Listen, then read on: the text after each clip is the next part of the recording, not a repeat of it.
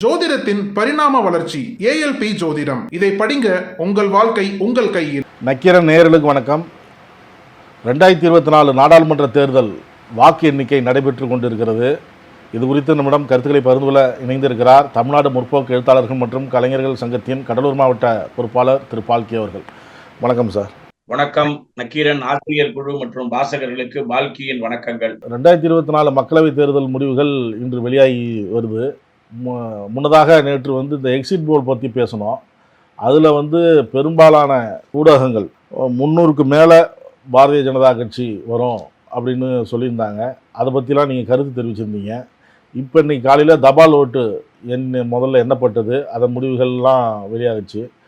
அதுக்கப்புறம் தொகுதி வாரியாக முன்னிலை நிலவரங்கள் டெலிவிஷன் மீடியாவில் வந்துட்டுருக்கு. தேர்தல் ஆணையம் வெளியிட்ட தகவல்களை அவங்க வெளியிடுறாங்க. நேற்றைக்கும் இன்னைக்கும் என்ன வித்தியாசத்தை பார்க்குறீங்க? பரபரப்பாக நாடு முழுவதும் எதிர்பார்த்து கொண்டிருக்கக்கூடிய தேர்தல் முடிவுகள். இதுல காலையில 8 மணிக்கு தபால் வாக்குகளை எப்படி எண்ண வேண்டும், அதை ஒட்டி அரசியல் கட்சிகளின் கோரிக்கையை ஏற்று தேர்தல் கமிஷன் அந்த முறைப்படி அந்த பணியை துவங்கி இருக்கிறார்கள். அது பாராட்டுக்குரிய செய்தி. கூடுதலா நம்ம பார்க்க வேண்டியது என்னன்னு சொன்னா, 8:30 8:45 வரைக்கும் 8 மணிக்கு ஆரம்பிச்ச பணி 8:45 வரைக்கும் அந்த முதல் சுற்றுக்கு வரவே இல்லை. தபால் வாக்குகளுக்கு தான் வந்திருக்காங்க. தபால் வாக்குகளுக்கு வந்த பிறகு அதுல இருக்கக்கூடிய ட்ரெண்டை நீங்க பார்த்தோம்னு சொன்னா, தமிழகம் நாம எதிர்பார்த்த போல திராவிட முன்னேற்ற கழக கூட்டணி அனைத்து தொகுதிகளிலும் முன்னிலை என்ற நிலையும், இந்தியா முழுவதும் இருக்கக்கூடிய முடிவுகள் எப்படி இருக்குன்ற ஆர்வத்துல போய் பார்க்கும்போது எந்த கட்சியும் எதிர்பார்க்காத, இன்னும் சொல்ல போனால் நேற்று நம்ம பேசும்போது கணித்த மாதிரி இந்தியாவின் தேர்தல் எந்த வகையில் செல்லும், அது ஒரு நெருக்கடியான நிலையைத்தான் பிஜேபி வர்சஸ் காங்கிரஸ் நிலைக்கு போய் இருக்கும்.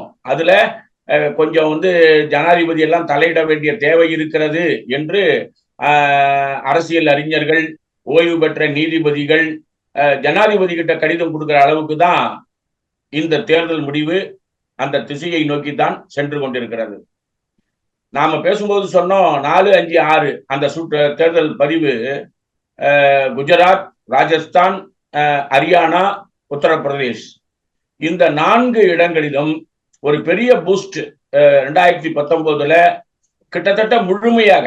இப்ப இன்னைக்கு மகாராஷ்டிரா மட்டும்தான் பிக்சருக்குள்ள வரலையே ஒழிய மீது எல்லா மாநிலங்களும் வருவதை பார்க்கின்ற போது காங்கிரஸ் 2019 விட அற்புதமான வெற்றி திசையை நோக்கி சென்று கொண்டிருக்கிறார்கள். உத்தரப்பிரதேசத்திலேயே 2வது நிலைக்கு பிஜேபி தள்ளப்பட்டிருக்கிறது.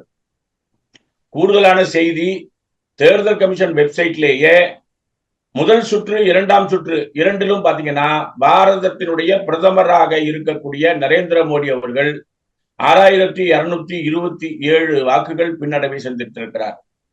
3வது முறையாக ஹாட்ரிக்ல ஒரு பெரிய சாதனையை நேரு போல் செய்வார் என்று எதிர்பார்த்த வேட்பாளர் வாரணாசியில அந்த 3 சுற்றுகளில் பின்னால் போயிருப்பது என்பது ஒரு அதிர்ச்சியை பிஜேபி வட்டாரத்திற்கு ஏற்படுத்தி இருக்கிறது. உத்தரப்பிரதேசத்துல காங்கிரசுக்கு கிடைத்திருக்கக்கூடிய வரவேற்பு காங்கிரஸ் கூட்டணியை நம்பிக்கை கொள்ள செய்திருக்கிறது. 3 சுற்றுகள் தான் முடிவடைஞ்சிருக்கு. அடுத்தடுத்த சுற்றுகள்ல மோடிக்கு வாய்ப்பு கிடைக்கலாம் இல்லையா? நம்ம மோடியினுடைய வெற்றியை எப்படி எதிர்பார்த்தாங்கன்னா, பிஜேபி மட்டுமல்ல, இந்த நாட்டுல இருக்கக்கூடிய 62 கோடி மக்கள் வாக்களித்திருக்காங்க இந்த தேர்தல்ல. அவர்களுடைய மொத்த எதிர்பார்ப்பும் மோடி தோற்பார் என்று அல்ல.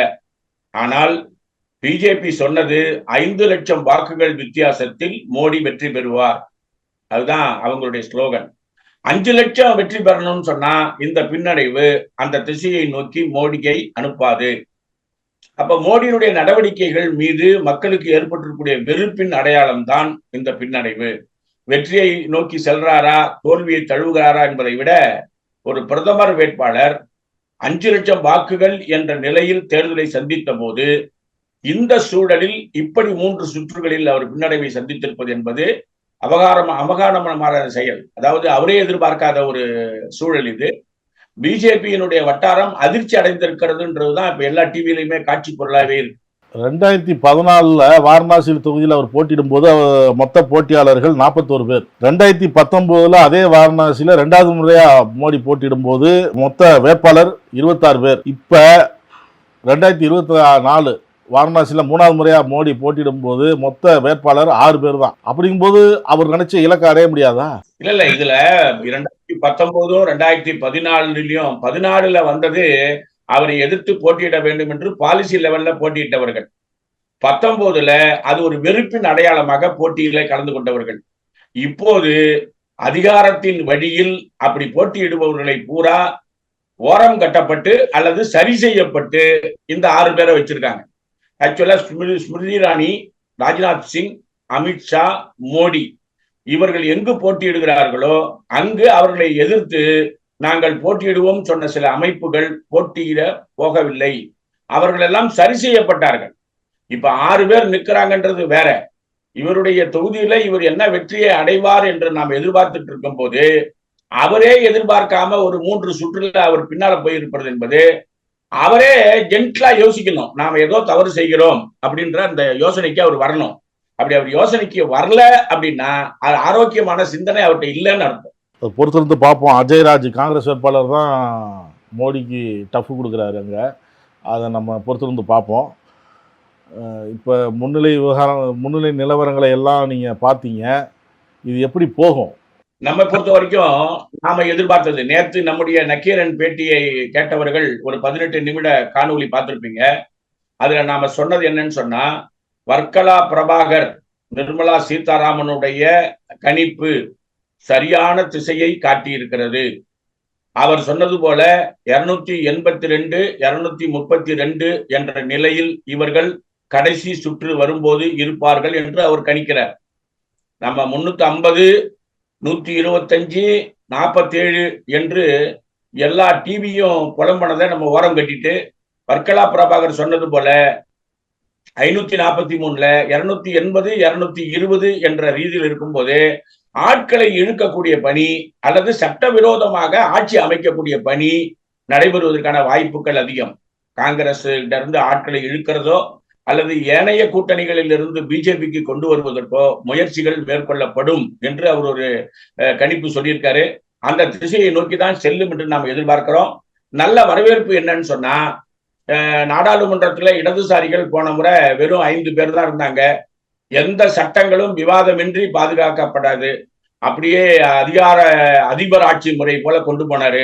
இப்போ பார்க்கும்போது நாடாளுமன்றத்தினுடைய வெற்றி எப்படி இருக்கும்னா, எந்த கட்சி எதிர்கட்சியாக இருந்தாலும் பலமான எதிர்கட்சியாக இருக்கும். எந்த கட்சி ஆளுங்கட்சியாக இருந்தாலும் கூடுதல் பலம், மிருக பலம்ன்றாங்கல்ல, அது இல்ல. இடதுசாரிகள் 5 என்ற நிலையிலிருந்து மாறி அநேகமாக ராஜஸ்தான்ல, அஸ்ஸாம்ல, ஜார்க்கண்ட்ல, கேரளாவில, மேற்கு வங்கத்துல, தமிழகத்துல, கர்நாடகாவில இப்படி பல இடங்கள்ல அவர்களுடைய வெற்றி என்பது இந்த 3-4 சுற்றுகள்ல கொஞ்சம் முன்னால வருது. எப்படி பார்த்தாலும் ஒரு இரட்டை இலக்க எண்ணோட இடதுசாரிகள் நாடாளுமன்றத்தில் அமரும் போது இந்தியா மோசமான திசைக்கு செல்லாமல் பாதுகாக்கக்கூடிய பணியை நம்மால் செய்ய முடியும் என்றுதான் நாம நம்புறோம். கருத்துக்களை பகிர்ந்து கொண்டதற்கு நன்றி சார். கருத்துக்களை கேட்டமைக்கு நன்றி, வணக்கம். நக்கீரன் டிவிக்கு சப்ஸ்கிரைப் செய்யுங்கள். உங்கள் ஆதரவே எங்கள் பலம். ஆசிரியர்களுக்கு நண்பனாகவும் மாணவர்களுக்கு ஆசானாகவும் திகழும் தேர்வு வழிகாட்டி. ஒவ்வொரு பாடத்திற்கும் அனுபவமிக்க ஆசிரியர்களின் துல்லியமான தெளிவான விடைகள். CNC இருக்கு, தேர்வு பயம் எதற்கு? இது தீரன் பப்ளிஷிங் ஹவுஸ் விற்பனை வெளியீடு.